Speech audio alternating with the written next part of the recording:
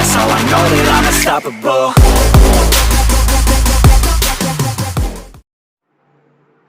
चलिए बच्चे, next chapter. पिछली क्लास में आपने न्यूटन्स लॉ खत्म कर लिया था। अभी क्या है आपका फ्रिक्शन है। एक्चुअली लॉज ऑफ मोशन के ही तीन पार्ट होते हैं। एक होता है न्यूटन्स लॉ ऑफ मोशन, दूसरा होता है फ्रिक्शन और तीसरा होता है सर्कुलर मोशन। तो अपन सेकेंड पार्ट पढ़ रहे हैं इसका, क्या चीज, फ्रिक्शन, है ना। फ्रिक्शन ये आपके लॉज ऑफ मोशन में ही इसके सवाल मिलेंगे सारे के सारे, ठीक है। तो देखिए फ्रिक्शन होता क्या है। तो ये क्या है कि किसी भी दो बॉडी के कांटेक्ट में आने पे ये जनरेट होता है ना। क्या है ये, तो ये कांटेक्ट फोर्स है। Friction is nothing but it is a contact force. Friction क्या है आपका, क्या लिख सकते हो बेटा कि ये कांटेक्ट फोर्स है। कांटेक्ट फोर्स है ना। ये क्या करता है, हमेशा हमेशा दो ब्लॉक के मोशन को सपोर्ट करता है ना। कभी भी लोग की ये गलतफहमियां होती है कि ये क्या करता है, रिलेटिव मोशन को रोकता है ना, मोशन को अपोज करता है। फ्रिक्शन लगने से मोशन नहीं होता है, नहीं मोशन होता है ना। मोशन को सपोर्ट करता है, क्या चीज, सपोर्ट मोशन।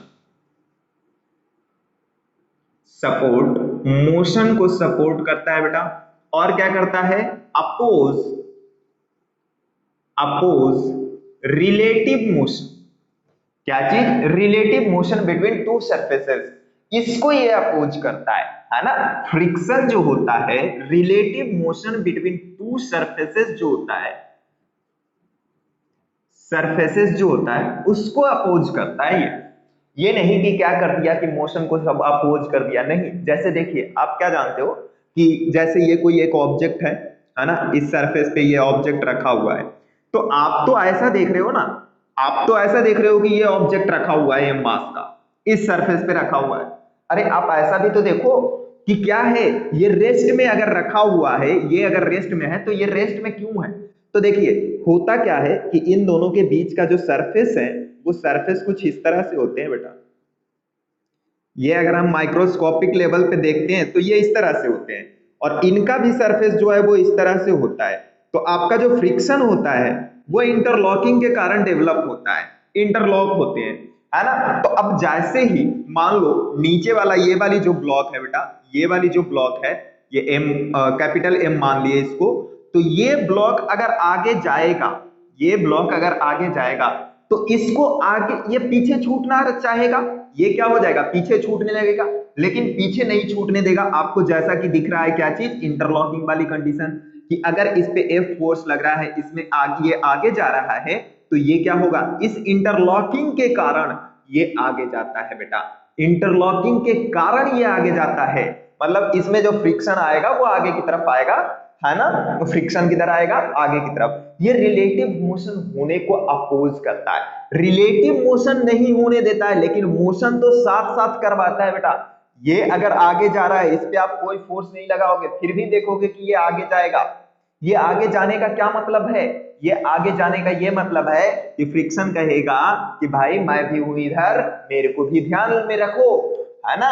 मैं तो यहाँ पे फ्रिक्शन लगा रखा हूं, है ना, यहाँ पे मैं आ रखा हूं कि जैसे ये रफ सरफेस है बेटा, रफ सरफेस में ऐसे इंटरलॉकिंग होती है, तो अगर आपने नीचे वाले को आगे फेंका तो ये ऊपर वाला भी उसी के साथ आगे जाएगा। लेकिन हाँ ये बात अलग है कि ये बहुत दूर तक नहीं जा पाएगा या फिर कुछ भी, वो फ्रिक्शन पे डिपेंड करता है, सरफेस कितना आपका स्मूथ है, कितना रफ है, उस पे डिपेंड करता है कि कितना दूर तक ब्लॉक जा सकता है, वो तो हम देख लेंगे। बट अभी हमें ये समझना है कि क्या है, फ्रिक्शन आपके मोशन को सपोर्ट करता है कि ये अगर आगे जाएगा तो इसके कारण ये भी आगे जाएगा। इसी के कारण, इसी को आप क्या कहते हो बेटा, इंटरलॉकिंग के कारण ही आपका क्या आता है, फ्रिक्शन आता है, develop due to interlocking rough surface, है ना।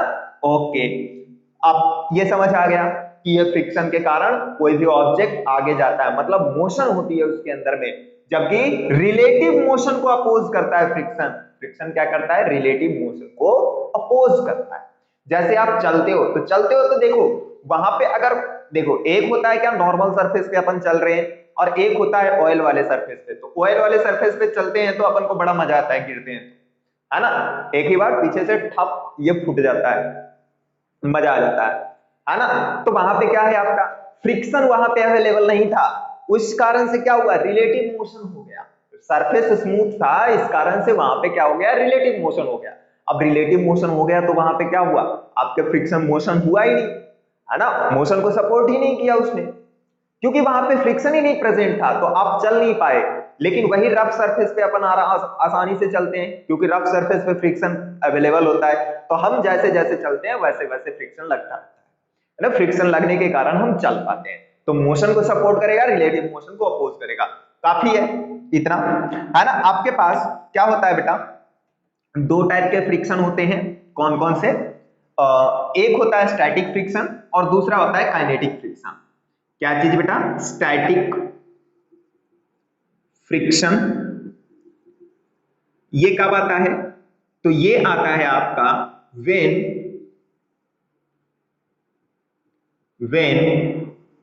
क्या हो, बॉडी इज एट रेस्ट। अगर बॉडी रेस्ट पे है तो इसमें क्या आएगा, कोई भी बॉडी रेस्ट पे है और उसके बीच में कोई फ्रिक्शन लग रहा है, मतलब वो कैसा फ्रिक्शन लगता है, वो स्टैटिक फ्रिक्शन लगता है। It is self adjusting force, इसका कोई फॉर्मूला नहीं होता है, स्टैटिक फ्रिक्शन का कोई फॉर्मूला नहीं होता है। It is self adjusting force होता है ना। Its maximum value, its maximum value is known as limiting friction। ये सब पता चल जाएगा बेटा, है ना, कि ये जो होता है क्या, कि सेल्फ एडजस्टिंग का क्या मतलब है, जितना फोर्स लग रहा है उतना ही फोर्स में ये अपना काम चला लेता है ना। हैप्पी फ्रिक्शन है, हमेशा खुश रहता है, जितना भी फोर्स दे दो ये आसानी से खुश रहेगा, है ना। तो लेकिन इसकी भी एक औकात है, औकात से बाहर चला जाता है तो फिर नहीं होता है खुश, है ना, फिर दूसरा आ जाता है। लेकिन ये क्या है, सेल्फ एडजस्टिंग है ना, खुद को मैनेज करके चलता है। आई थिंक यहां तक क्लियर है।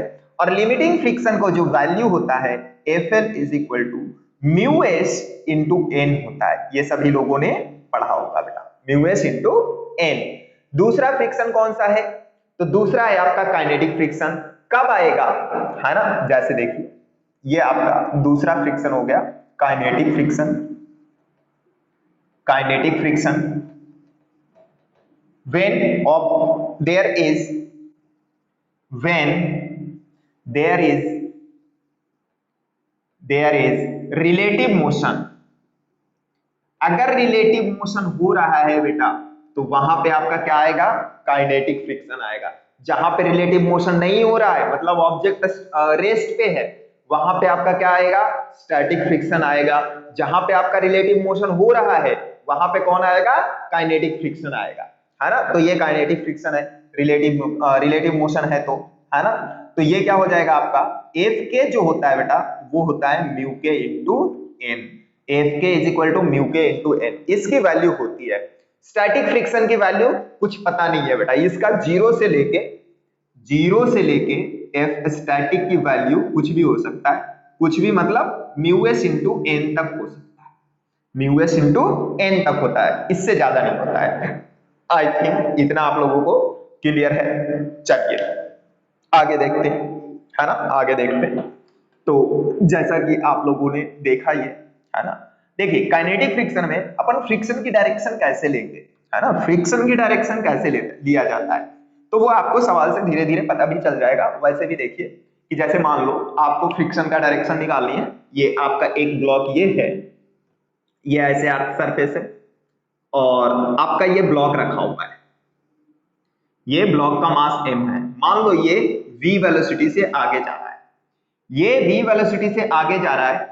तो अब क्या है, इसके ब्लॉक और इस सरफेस के बीच में क्या आ गया है, रिलेटिव मोशन आ गया है। ये सरफेस कैसा है आपका, तो रफ सरफेस है, ब्लॉक और सरफेस के बीच में क्या आ गया है आपका, रिलेटिव मोशन आ गया है। इस रिलेटिव मोशन को अपोज करने के लिए, ये रिलेटिव मोशन हो रहा है आगे की तरफ, इसको अपोज करने के लिए कौन आएगा, फ्रिक्शन। कहेगा क्या, रुको भैया रिलेटिव मोशन मत हो, तो ये रेस्ट में है तो इसको भी क्या करना चाहेगा, रेस्ट में लाना चाहेगा। रेस्ट में लाने के लिए क्या करना पड़ेगा उसे, तो वो पीछे की तरफ लग जाएगा, पीछे की तरफ लग जाएगा, ये आपका काइनेटिक फ्रिक्शन आ जाएगा।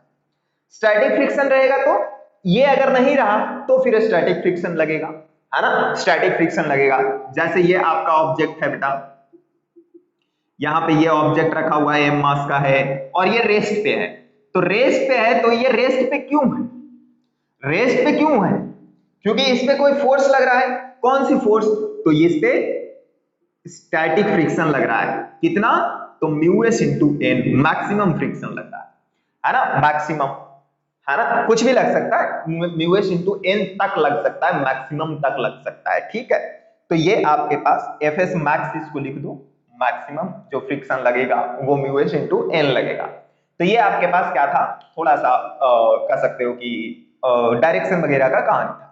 चलिए आगे देखते हैं।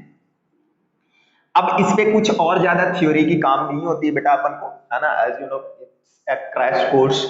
तो देखिए कि सवाल पहला क्या है, if mu is the sliding friction between B and surface, B और सरफेस के बीच में क्या है, आपका म्यू है स्लाइडिंग फ्रिक्शन, है ना, ये कोफिशिएंट म्यू दिया हुआ है ना, बोल रहा है block B comes to rest after, कितने देर बाद ये बी ब्लॉक जो है वो रेस्ट पे आ जाएगा, है ना। मींस क्या है बेटा, यहाँ पे एक सरफेस है आपका, सवाल देखना ध्यान से पढ़ना, ये सवाल मैं बता रहा हूं क्या है, कि एक ब्लॉक रखा हुआ है ऐसे, ये ब्लॉक की मास m है, ये आगे की तरफ v वेलोसिटी से जा रहा है। अभी देखो इनके बीच में क्या होगा बेटा, रिलेटिव मोशन आएगा, क्योंकि ये v वेलोसिटी से आगे जा रहा है, तो इसको अपोज करने के लिए कौन आएगा, रिलेटिव मोशन को अपोज करने के लिए फ्रिक्शन आएगा। इसको क्या कहेगा, भैया आगे मत जाओ मैं भी हूं पीछे, तो वो पीछे की तरफ लग जाएगा। कौन लगेगा, तो काइनेटिक फ्रिक्शन, क्योंकि रिलेटिव मोशन है, यहाँ पे क्या है, रिलेटिव मोशन है, तो काइनेटिक फ्रिक्शन लगेगा। यहाँ पे इसका म्यू दिया हुआ था, तो अब बोला है कि ये कब जाके रेस्ट में आ जाएगा, आफ्टर टाइम टी, मतलब कितने टाइम के बाद ये रेस्ट पे आ जाएगा। देखते हैं बेटा, जैसे ये पीछे की तरफ फ्रिक्शन लग रहा है, फ्रिक्शन फोर्स लग रहा है, और कोई फोर्स तो लग नहीं रहा है यहाँ पे, तो नीचे की तरफ क्या लगेगा बेटा, आपका mg लगेगा, ऊपर की तरफ नॉर्मल लगेगा। तो आप जानते हो एफ के की वैल्यू कितनी होती है, तो एफ के इज इक्वल टू कितना होता है, तो म्यू इंटू एन, और एन इज इक्वल टू कितना है बेटा, तो N is equal to mg है, तो n is equal to mg आपके पास आ गया। अब यही फोर्स मान लीजिए आगे ये एक्सिलरेट कर रहा है बेटा a एक्सिलरेशन से, क्या है, a एक्सिलरेशन से, क्योंकि आपको टाइम निकालना है बेटा, टाइम निकालना है तो एक्सिलरेशन तो चाहिए ही चाहिए। तीनों इक्वेशन ऑफ मोशन लगा सकते हो, तीनों में क्या है कि s is equal to ut plus half at square, v is equal to u plus at, v square is equal to u square plus 2as, हर तीनों में a आ ही रहा है, तो आपको क्या करना है, a निकाल लेना है, पहले निकाल लो बेटा। देखो एक्सिलरेशन कितना आएगा, तो F is equal to mass into acceleration, क्योंकि ओनली वन फोर्स है, तो mass into acceleration is equal to F kinetic, मतलब m into a is equal to mu mg, m से m cancel, a is equal to कितना आ गया, mu into g। अब देखो बेटा यहाँ पे क्या है, म्यू कांस्टेंट है, g कांस्टेंट है, म्यू और g कांस्टेंट होने के कारण हम यहाँ पे इक्वेशन ऑफ मोशन लगा सकते हैं, क्योंकि दोनों कांस्टेंट है, दोनों कांस्टेंट है, और आपका इक्वेशन ऑफ मोशन सिर्फ और सिर्फ कांस्टेंट के लिए वैलिड है, तो लगा सकते हो। कौन सी लगा दे बेटा, टाइम चाहिए आपको, v is equal to u plus at लगा दो, v is equal to u plus at लगा दो, टाइम चाहिए, v is equal to u plus at, v कितना है आपका, शून्य है बेटा, इज इक्वल टू u कितना है, तो v है, minus g mu G into T. अब ये माइनस क्यों लाया, क्योंकि आप देखो फोर्स इधर, ये इधर लग रहा है, एक्सिलरेशन आगे की तरफ, फोर्स इधर की तरफ, मतलब क्या है, एक्सिलरेशन घट रहा है बेटा, एक्सिलरेशन घट रहा है, तो यहां से टाइम कितना आ गया आपके पास, तो टी आ गया v upon mu g, T is equal to v upon mu g. देखिए है क्या कोई option, option D is correct, option D is correct, D क्या कह रहा है, v अपॉन म्यू जी, ये भी आया है v अपॉन म्यू जी, लिख लीजिए इसको। सेकंड सवाल करते हैं बेटा, क्या कह रहा है कि एक कन्वेयर बेल्ट, मैं पहले ये मिटा देता हूं, लिख लो, है ना, लिख लो, चलो अगला सवाल क्या कह रहा है कि एक कन्वेयर बेल्ट है कोई, है ना, is moving with a speed of 2 metre per second a block is gently pushed, dropped on it, the coefficient of kinetic friction, coefficient of friction between them is 0.5. The distance between the box will move, the distance that the box will move relative to belt before comes to rest is, मतलब इसमें क्या कह रहा है, rest तक आने में ये कितना मूव करेगा, है ना। कुछ नहीं है बेटा, फिर से निकाल दीजिए, रिलेटिव टू किसके, कन्वेयर बेल्ट के। तो सपोज कीजिए आपके पास क्या है, ये एक कन्वेयर बेल्ट है बेटा, ऐसे घूम रहा है ना, ये आपका कन्वेयर बेल्ट है। यहाँ पे एक मास रख दिया है और मान लो कि ये जो है इसकी स्पीड इस तरह से 2 मीटर पर सेकंड दिया हुआ है कन्वेयर बेल्ट का। ये ऐसे घूमेगा तो इधर की तरफ इसकी स्पीड आएगी बेटा, है ना, 2 मीटर पर सेकंड। अब 2 मीटर पर सेकंड इसमें कन्वेयर बेल्ट इधर है तो कन्वेयर बेल्ट पे फ्रिक्शन फोर्स इधर आएगा बेटा, है ना, कन्वेयर बेल्ट पे। अगर कन्वेयर बेल्ट पे इधर की तरफ है तो आपके इस पे किधर की तरफ आएगा बेटा, इस पे इधर की तरफ आएगा, क्योंकि ये आगे जाएगा तो इस ब्लॉक को आगे लेके जाएगा। जैसे कोई बेल्ट घुमाओ बेटा, कोई भी चीज आगे जा रहा है, अब ये जैसे मेरा हाथ है ये आगे जा रहा है और इस पे ये कपड़ा भी उसके साथ में आगे जा रहा है। इट मींस क्या है कि इसको कौन ले जा रहा है, मैं इसको थोड़ी ले जा रहा हूं, मैं तो अपने हाथ को आगे ले जा रहा हूं, इसको नहीं ले जा रहा हूं। तो फिर आगे जा क्यों रहा है, तो आगे जा इसलिए रहा है क्योंकि यहाँ पे क्या है आपका, यहाँ पे फ्रिक्शन लग रहा है और फ्रिक्शन क्या कर रहा है कि साथ साथ चलो, यहाँ पे मोशन करवा रहा है फ्रिक्शन। हमेशा आप जानते हो मोशन ही करवाता है, तो आपका काइनेटिक फ्रिक्शन जो होगा वो इधर की तरफ आएगा, आगे की तरफ आएगा। इसका मास दिया हुआ है क्या, मूविंग ऑन नहीं दिया हुआ है, मान लेते हैं बेटा m, नीचे की तरफ mg, ऊपर की तरफ नॉर्मल। जैसा कि आपको पता है बेटा ये आपका म्यू है ना, तो आपको पता है एक्सीलरेशन इसमें कितना होगा, f काइनेटिक, ये भी पता है आपको कितना हो जाएगा, तो a mu mg, mu into a mu mg, है ना, उतना क्या लिखना है। तो f काइनेटिक एक ही फोर्स लग रहा है बेटा, तो Fk इज इक्वल टू, इस बॉडी पे देखो ना, तो Fk is equal to mass into acceleration m into a, तो F काइनेटिक कितना है म्यू mg, तो mu mg is equal to m into a, तो m से m कैंसल, म्यू नहीं m कैंसल, और आपके पास क्या आ गया, एक्सीलरेशन आ गया, कितना एक्सीलरेशन आ गया, तो म्यू इंटू g।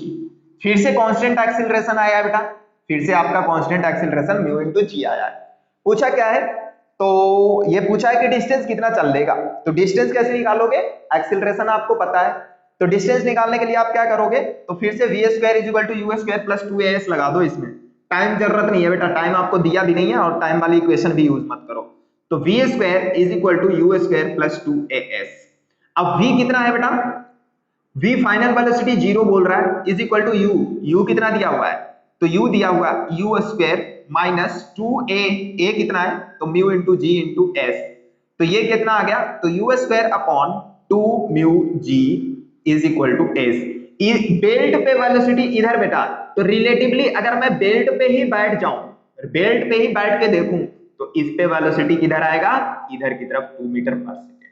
तो आपका एक्सीलरेशन इधर की तरफ होना चाहिए था, दोनों अब मोशन इधर की तरफ हो रहा है, एक्सीलरेशन इधर की तरफ, तो आपके पास दोनों क्या है बेटा, दोनों अपोजिट डायरेक्शन में है, जिस कारण से मैंने यहाँ पे माइनस ले आया।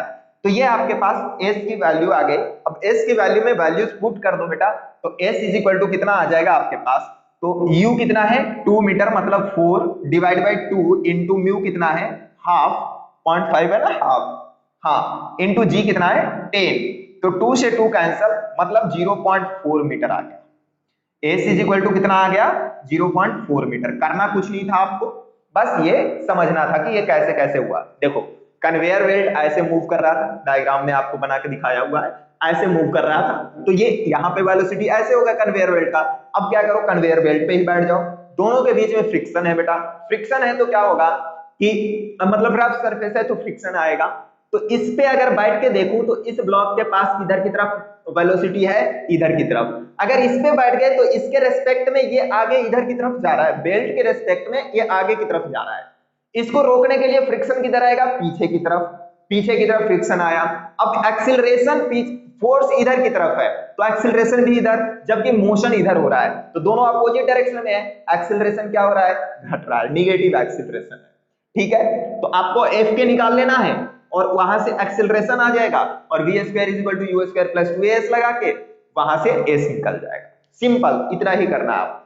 तो ये आपका आंसर है क्या, 0.4 metre. A option is correct. और ये आपका AIPMT 2011 में पूछा है बेटा, AIPMT 2011 में ये पूछ रखा है। चलिए नेक्स्ट सवाल है आपके पास। नेक्स्ट क्या है बेटा कि acceleration of the block will be, ये 2012 में पूछा है। Acceleration of the block will be, simply है ना, सिंपल सवाल है। एक्सेलरेशन पूछा है, जैसे देखिए आपके पास यहां पे ऐसे एक 10 kg का ब्लॉक है, नीचे आपका 100 न्यूटन लगा बेटा, ऊपर आपका नॉर्मल लगा, तो नॉर्मल इज इक्वल टू कितना आ गया, 100 न्यूटन। सिंपल सी जो कहानी है वो कर रहे हैं अपन। इसके बीच में कितना है बेटा ये, तो 0.5 है। ओके, इधर से फोर्स लग रहा है आपका कितना, 100 newton. F is equal to 100 newton. अब देखो यहां पे फ्रिक्शन जो लगेगा मैक्सिमम कितना लग सकता है ना, फ्रिक्शन किधर की तरफ लगेगा, देखिए तो मैक्सिमम फ्रिक्शन कितना लग सकता है वो देख लेते हैं। तो देखो Fk is equal to mu K into N, क्योंकि बॉडी ऐसे इस पे फोर्स लग रहा है बेटा, मतलब बॉडी आगे जाएगा, तो यहाँ पे रिलेटिव मोशन होगा, तो कितना आएगा, फ्रिक्शन फोर्स कितना आएगा, Fk is equal to mu K into N. तो Fk इज इक्वल टू कितना आ गया, म्यू के दिया हुआ है हाफ इंटू नॉर्मल कितना है 100, मतलब Fk जो आया है आपका 50 न्यूटन आया है बेटा। 50 न्यूटन किधर, ऑब्जेक्ट आगे जाएगा तो फ्रिक्शन पीछे लगेगा ऑब्जेक्ट पे, ऑब्जेक्ट पे फ्रिक्शन पीछे की तरफ। तो Fk जो आएगा आपके पास 50 न्यूटन आएगा। Fk आया 50 न्यूटन, ये आगे की तरफ फोर्स लग रहा है, इधर की तरफ Fk लग रहा है, तो इसके पास आगे की तरफ एक्सीलरेशन आएगा। Acceleration is equal to m into A, F net is equal to, है ना, क्या होगा बेटा 100 माइनस 50। अरे मैं क्या लगाया हूं, net force is equal to mass into acceleration लगाया हूं, ज्यादा सोचो मत। m क्या है 10 into A is equal to 50, तो a इज इक्वल टू आपके पास कितना आया, तो 5 मीटर पर सेकेंड स्क्वायर। ये आपके पास आंसर आ गया, 5 मीटर पर सेकेंड स्क्वायर है क्या, सी ऑप्शन। तो ये आपके पास 2012 का क्वेश्चन 2012 में पूछा गया। आई थिंक इतना आपको क्लियर है। चलिए इसको लिखिए और करते हैं सवाल। चलिए देखिए अगला सवाल क्या है कि when A block is sliding on a table the tension in the string, ये दिया हुआ है फिगर इसका इधर। तो इसमें पूछा है कि आपका टेंशन कितना होगा, और ये दिया हुआ है आपका रफ सरफेस है। तो देखिए क्या होगा बेटा, जैसे ये इसमें टेंशन नीचे की तरफ लगेगा mg लगेगा, m2g ऊपर की तरफ टेंशन, और इसमें टेंशन ये लगा, इधर टेंशन ये t आएगा, और इसमें देखो अब क्या लगेगा, जैसे ये ब्लॉक आगे जाएगा, ये रफ सरफेस है, रिलेटिव मोशन आएगा, तो पीछे की तरफ आपका काइनेटिक फ्रिक्शन लगेगा ब्लॉक पे। काइनेटिक फ्रिक्शन होगा कितना, तो नीचे की तरफ m1g और ऊपर की तरफ नॉर्मल। तो ये Fk इज इक्वल टू कितना हो जाएगा, m1g इंटू म्यू, ये Fk है ना, n is equal to m1g है ना, n is equal to m1g, और ये इतना आ गया। और यहां से एक इक्वेशन इसको लिखो बेटा इसमें, है ना, मान लो नीचे की तरफ आपका क्या आ रहा है, एक्सेलरेशन आ रहा है, ये एक्सेलरेशन नीचे की तरफ है ना, तो ये एक्सेलरेशन जो इसका होगा वही इसका होगा कांस्टेंट के थ्रू। तो यहां से ये कितना हो जाएगा, एक्सेलरेशन कितना होगा, तो m2g minus t is equal to m2a। ये फर्स्ट इक्वेशन। सेकेंड इक्वेशन यहां से ले लो बेटा इस वाले ब्लॉक से, तो t आगे की तरफ एक्सेलरेशन है, तो t माइनस f के क्या है m1g into mu is equal to m1a। ये आ गया दो इक्वेशन, दोनों को ऐड कर दो तो t से t कैंसल, ये कितना हो जाएगा, तो आपके पास m2 minus m1 into mu into g is equal to a into m1 plus m2 आ गया। तो यहां से एक्सेलरेशन आपके पास कितना आ गया, तो m2 minus mu m1 into g upon m1 plus m2 आ गया। आपको क्या निकालना है, टेंशन निकालना है बेटा, तो किसी एक को पकड़ो और उसमें टेंशन रख दो, एक्सेलरेशन रख दो। तो जैसे मैं इसको पकड़ लिया बेटा, इसको पकड़ लिया, किसको, ऊपर वाले को, तो क्या आ जाएगा आपके पास m2g minus t is equal to m2a। तो x यहां से t को इधर ले आओ और इसको इधर ले आओ, है ना, तो ये क्या आ जाएगा आपके पास, तो ये हो जाएगा क्या हो जाएगा, m2g minus m2a is equal to t।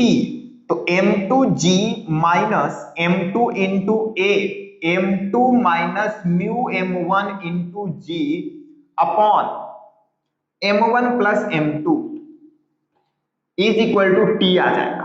तो इसके सॉल्व करिए, है ना, इसको सॉल्व कर लीजिए और टी की जो वैल्यू है मेरे हिसाब से ये आ जाएगा आपका कौन सी, m1 m2 into 1 plus mu के, है ना, m1 plus mu K into जी अपॉन m1 प्लस m2। इसको सॉल्व करना बेटा, मैंने इक्वेशंस वगैरह सब चीज निकाल दिया, आपका आंसर ये आ जाएगा। तो AIPMT 2015 का सिंपल सा ये सवाल था बेटा। दूसरा सवाल क्या है, उसी की तरह है ना, सेम सिचुएशंस की सवाल है बेटा। ये कह रहा है कि इसमें क्या है आपका, इसमें एक्सीलरेशन निकालना है, सिर्फ और सिर्फ इसमें एक्सीलरेशन ही निकालना है कि अगर ये इसमें दिया हुआ है, म्यू दिया हुआ है इसका, है ना, ये म्यू है, तो इसमें आपको एक्सीलरेशन निकालना है बेटा कि एक्सीलरेशन कितना होगा। तो जैसे देखिए नीचे की तरफ ये mg आ जाएगा बेटा, इधर की तरफ आपका टेंशन आ जाएगा, इधर की तरफ आपका टेंशन आएगा, ये टी डैश आ जाएगा, ये भी टी डैश आ जाएगा, और यहां से क्या हो जाएगा आपका mg नीचे की तरफ ऊपर की तरफ नॉर्मल, इधर भी mg नीचे की तरफ ऊपर की तरफ नॉर्मल, है ना, ये आ जाएगा। तो इसके बीच में आपका फ्रिक्शन कितना लगेगा, है ना, F net is equal to m into a लिखोगे, ये सब लिख के आप देखो क्या हो जाएगा, mg इधर की तरफ बेटा ये टेंशन फोर्स कैंसल, ये टेंशन फोर्स कैंसल, आपके पास इधर की तरफ क्या आ जाएगा, म्यू mg, है ना, फ्रिक्शन फोर्स म्यू mg होता है बेटा, तो इधर की तरफ आपका म्यू mg आ गया। तो नेट एक्सीलरेशन किधर होगा, तो इधर की तरफ मान लो, जिधर मानना है इधर की तरफ ही मान लेते हैं बेटा, है ना, क्योंकि लटका हुआ है उधर की तरफ मान लिए। तो इधर की तरफ नेट mg है बेटा और इधर की तरफ म्यू mg है, तो mg minus mu mg is equal to ma, m into a। अब m कितना है आपका, तो m है आपका देखो 1 2 3 m है, तो 3mg होगा, 3ma होगा। तो यहां से क्या हो गया आपका, m से m कैंसल, तो एक्सीलरेशन इज इक्वल टू कितना आया, g minus g into g common कर लो, तो g into 1 minus mu upon 3 आ गया, g into 1 minus mu upon 3। अरे एक मिनट, यहाँ पे 2 लगेगा ना, ये 2 है ना, एक मास ये, इसमें भी तो फ्रिक्शन आएगा पीछे की तरफ, कितना, म्यू mg, तो इस डायरेक्शन में 2 म्यू mg है, ये 2 म्यू mg, 2 2 2, तो ये देखिए 2 म्यू mg किधर कहां गया, तो g into 1 minus 2 mu upon 3, ये आपका सी आंसर है। AIPMT 2014 का सवाल है बेटा, ये AIPMT 2014 का है। तो इसको करिए